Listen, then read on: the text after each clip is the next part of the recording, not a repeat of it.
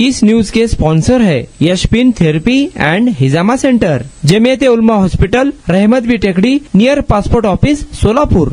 लग्न सराईसाठी किंवा गुंतवणुकीसाठी सोने चांदी खरेदी करण्याचा विचार करणाऱ्या आपलं बजेट वाढवावं लागणार आहे। देशाचं परकीय चलन वाचवण्यासाठी पंतप्रधान मोदी यांनी वर्षभर सोनं खरेदी न करण्याचे आवाहन केले होते। त्यानंतर या आव्हानावर विविध प्रतिक्रिया उमटू लागल्या।